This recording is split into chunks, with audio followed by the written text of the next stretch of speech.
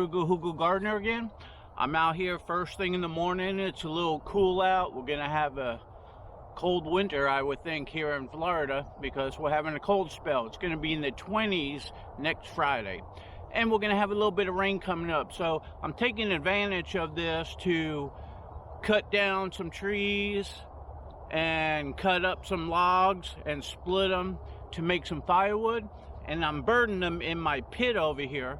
The smaller stuff over here, the larger stuff over there. And I'm gonna make some biochar. Now, before anybody posts below saying it's not true biochar, well, there's different forms of it. The commercial guys have special kills, which brings up the heat that goes ahead and blackens and chars the wood. But over here, you got to use what you got available to you. I got a tractor, I dig a hole, it eliminates all the air, the circulation comes up, and it does a pretty good job. And then when it's fairly burnt, I hose it off, and that leaves char wood. And to me, that's biochar. And I go ahead and sprinkle that around all my banana plants. And I also I'm going to put it in my raised beds in the garden. And it's the best of two worlds, because when you burn it this way, after you remove the biochar, underneath it, especially in my larger pit over here, which we'll talk about in a second, underneath that, you'll have the powder residue, which is ash, like potash. Your plants love that. My bigger one over here, for the bigger logs, I'll burn that 100%, and that will turn into ash, and that will give me a good pile of it. So once this burns, once I hose it off, I go ahead and put it in a bin, I let it dry out, and then I'll go ahead and soak it, or actually when it dries out, I'll go ahead and chop it up more, make it fine, and so it won't stay in big chunks. And once it's fine, I'll soak it, and then I'll go ahead and put it on my beds and around the banana plants. If I don't soak it and just put it down, then I just hose it in afterwards, or do it before rain, and then it goes in. There's really no right and wrong way to do it. Just don't overburn your wood. So here I am, and this is what it looks like, and this is what I'm going to do. Okay, so this is my split wood that I did.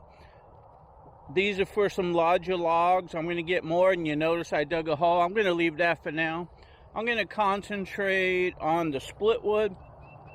So I put some of those leaf branches down below, and now I'm going to start this up.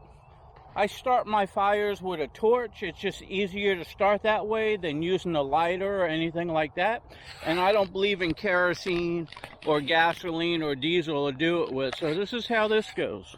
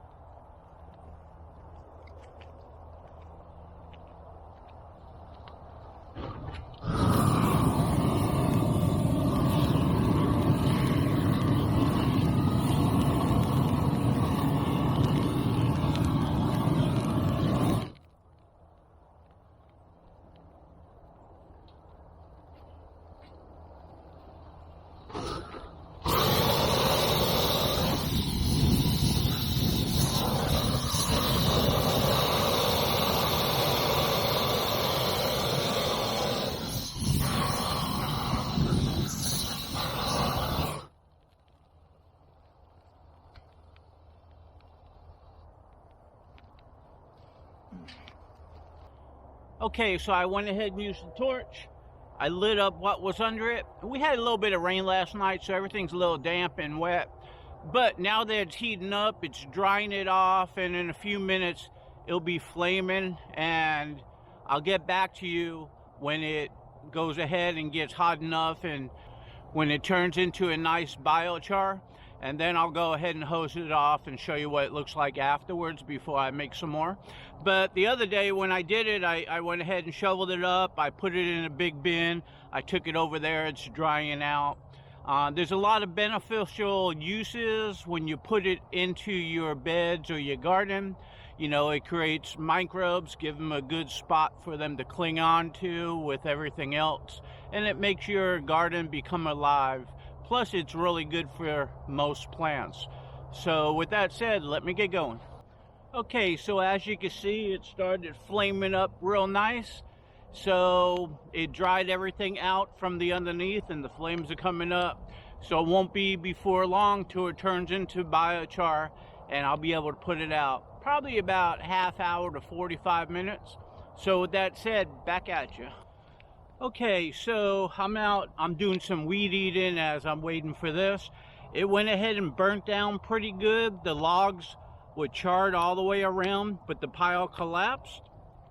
So I just added a whole bunch more on top of it. I think the key is, because you want as least amount of oxygen to get under there, is do small piles. Let the first pile burn down. Put a second pile on, let that burn down. Put a third pile on and let that burn down. Don't make a big bonfire. It'll get too hot and it'll burn to ashes. You want char. You want the logs to get charred. They're all split. And you want to be able to touch the log and it just fractures and splits in half and you just want chunks down there. So anyway, I thought I would tell you that after this burns down, I'll show you what it looks like before I go ahead and add some more wood on top. Okay, so right over here, you see that the top wood charred and it dropped down a little bit. Right over here like that. So now is a good time to add a little bit more wood on the top. And the reason why you put a little bit more on the top, that's going to suck up the oxygen and there'll be less oxygen below, and the wood that's below will char and turn to chunks rather than soot. So let me get at it. Okay, and the other thing you want to do is, you see I spread out the pile. When I laid everything on, I didn't make a big pyramid. I laid it on top flat. When you make a pyramid, it gets really hot up the center. When you lay it out flat, it stays at a good temperature throughout the whole thing and gives all the wood a chance to char and not turn into ashes. Okay, so this is all I'm going to burn for today. So I'm going to go ahead and rake the largest stuff on top, let it burn down a little bit, and then put it out.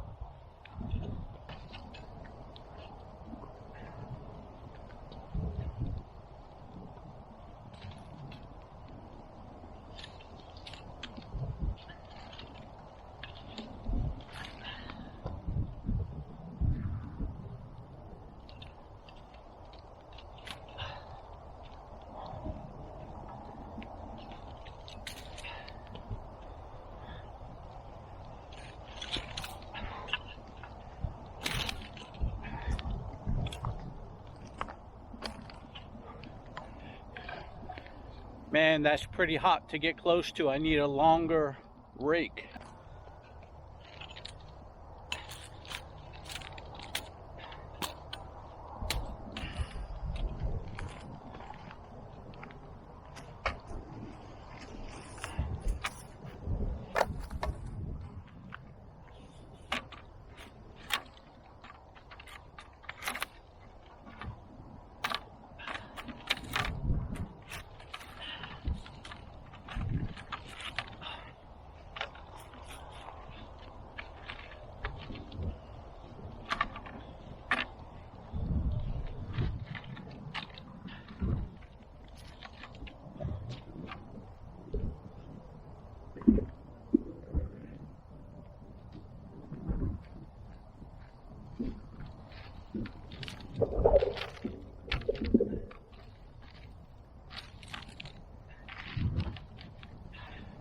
Okay, so the bamboo was longer, I used it, but I think I lost some hair on my eyebrows.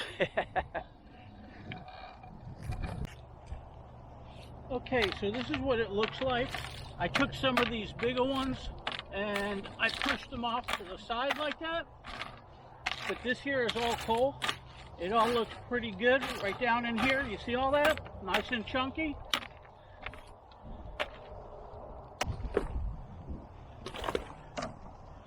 And this is still really hot on my face, but now I'm just going to go ahead and put it out because I got all those nice biochar chunks in there.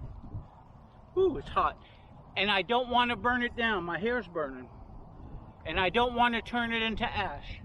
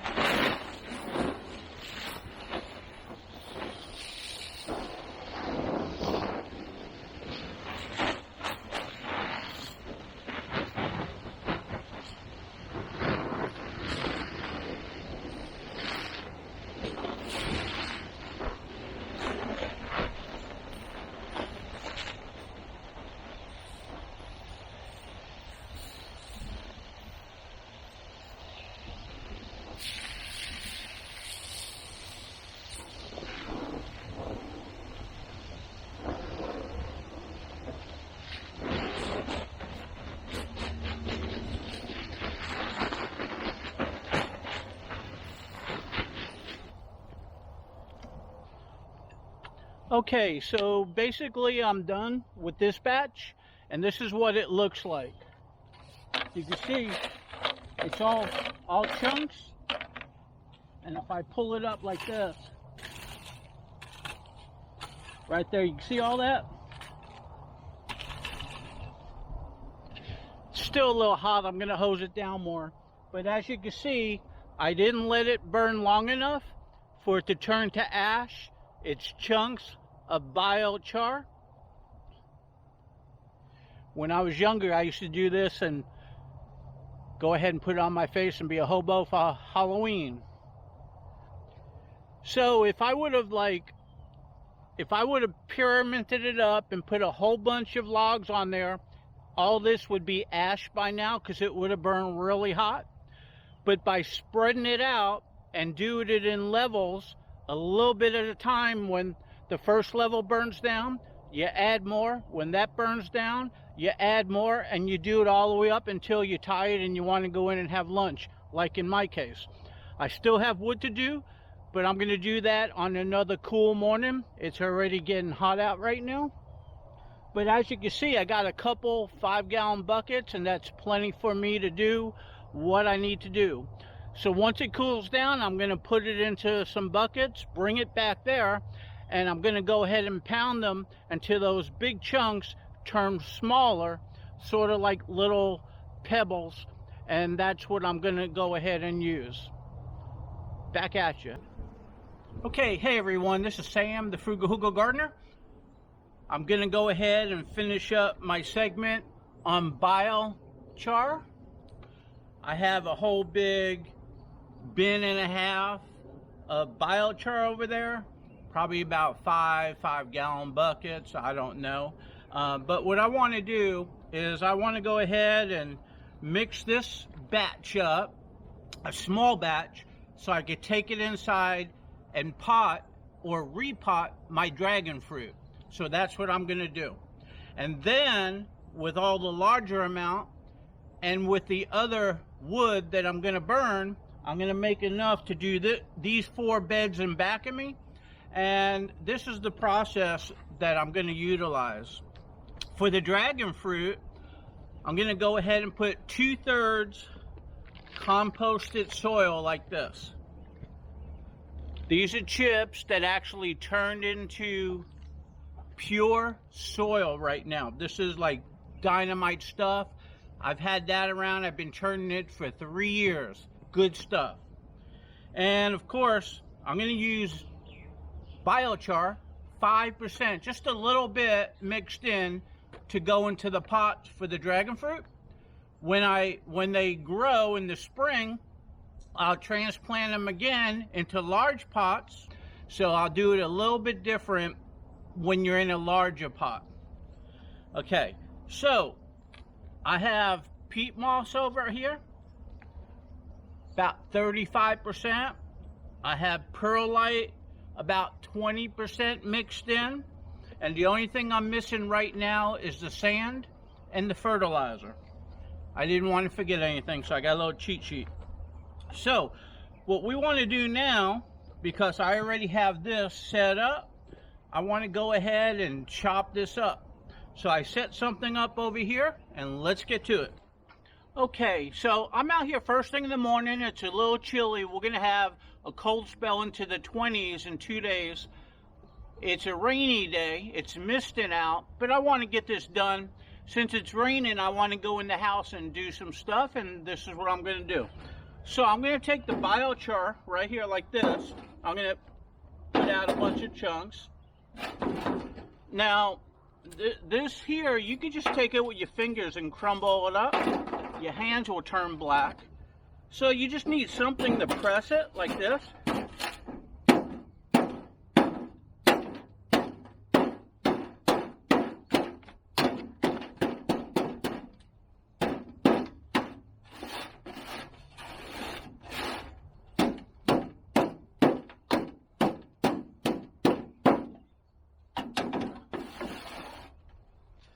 Okay, so that's going to turn into small little chunks like that.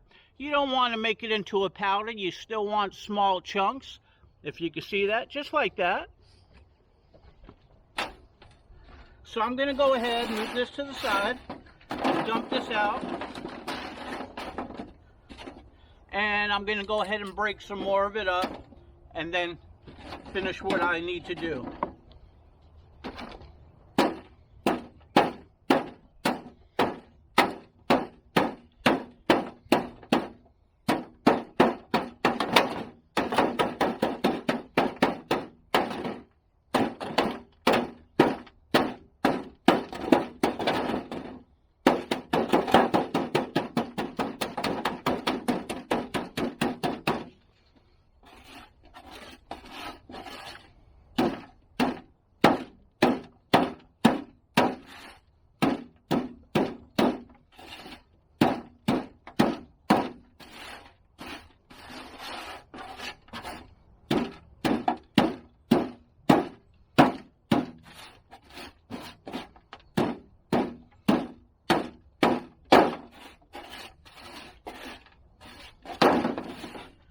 Okay, so there you go, biochar.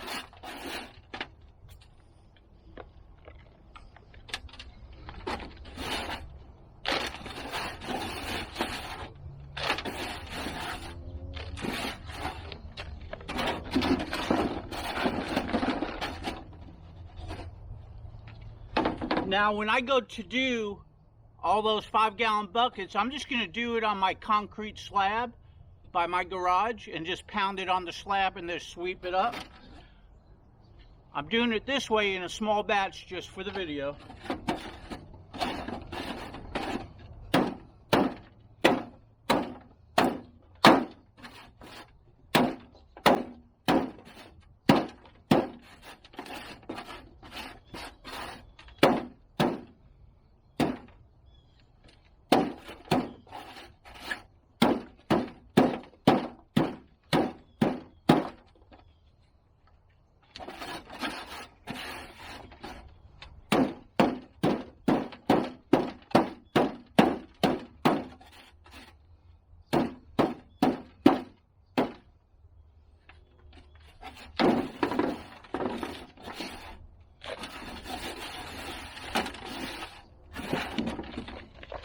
Okay, so that gives me a good amount in here to work with. See the way your hands look? So let me go wash my hands. Okay, so I want to take 2/3 compost.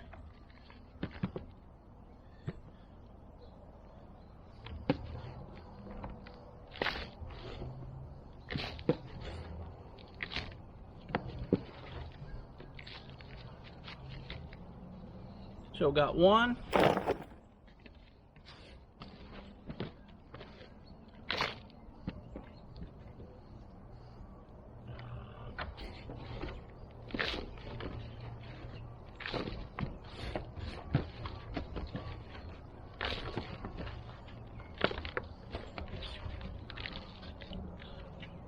Now this is in-earth compost, meaning it's made out of chips. It could be leaves or it could be twigs, whatever, as long as it breaks down into compost. So there's two. So I got 2 of those in there. And now about 5% biochar. That's about up to here. I don't know. Is it 5%? Yeah, I would think it's about 5%. Throw that in there. And now we're going to put 35% peat moss and perlite mixed in. I already have it mixed up.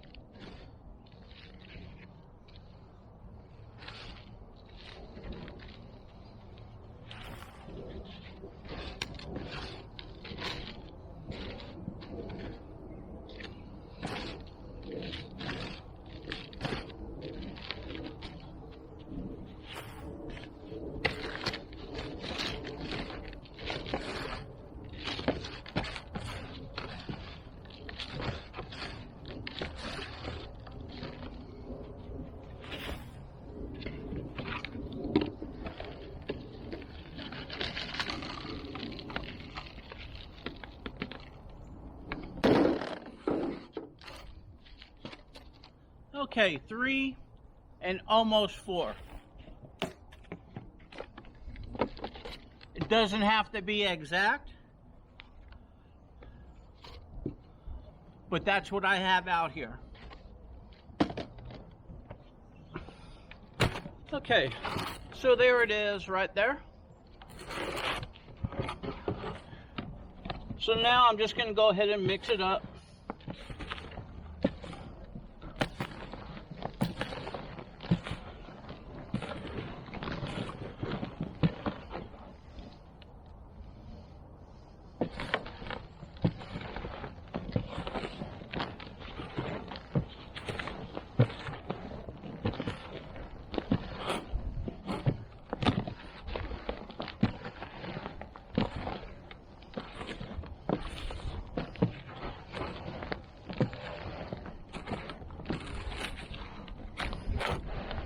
Okay, that looks mixed up really good. Just like that.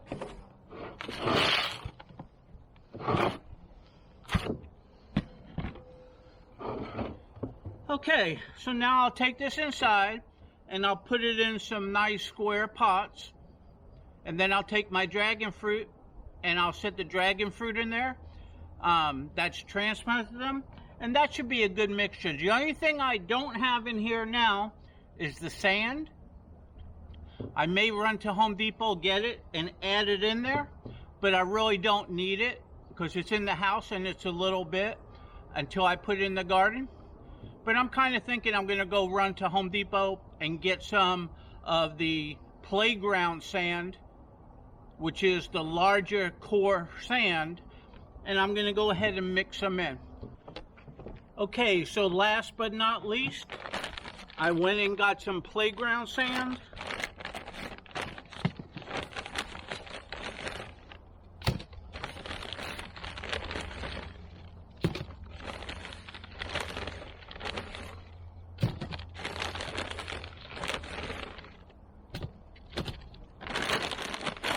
So it says to add about 10%. So I'm just going to go ahead and put some in. Mix it up.